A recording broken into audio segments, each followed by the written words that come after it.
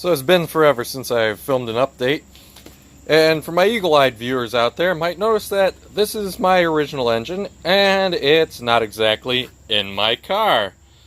So that's a fun story. Literally on the last day of camp, I found my original engine by I was checking the oil level, and the original engine had decided to have a party at its engine oil.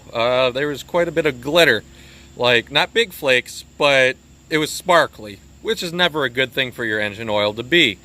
Drained it out in a fresh pan, fresh bought that day actually, oil pan. Looked at it, looked like the starry night sky.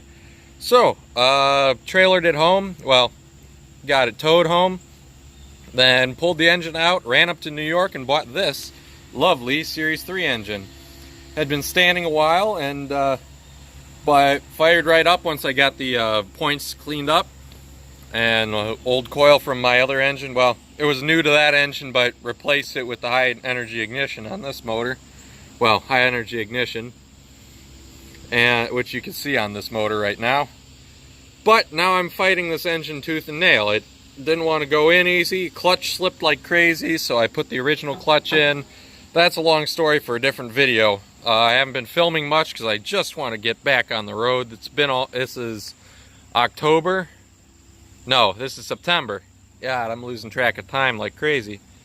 This is September, and I'm still having problems. Now it just wants to overheat like crazy. So, rear tap, I thought was leaking. It was leaking like a sieve. Thought that was the reason.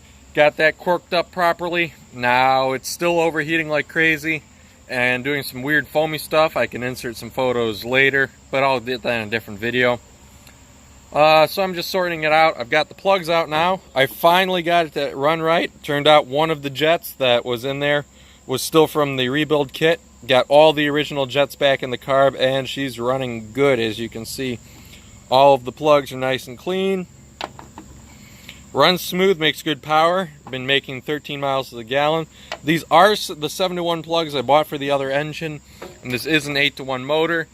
I was hoping to run the plugs that were in there, but one of them was rusted out completely. So, lucky that one didn't either season the engine and give me a horrible time, or all the other plugs look brand new. Well, that's because I didn't have the jets changed. They were like brand new in there, but plug number 1 had that goodness going on. So I'm just glad it didn't snap off or shoot out my engine or something. There's the current odometer reading for keeping track of that sort of stuff.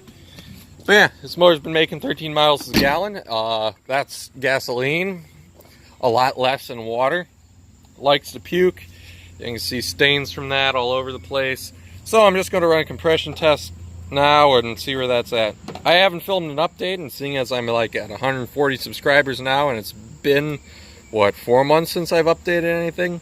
Figure it was about time. This one's going no editing, straight up on YouTube.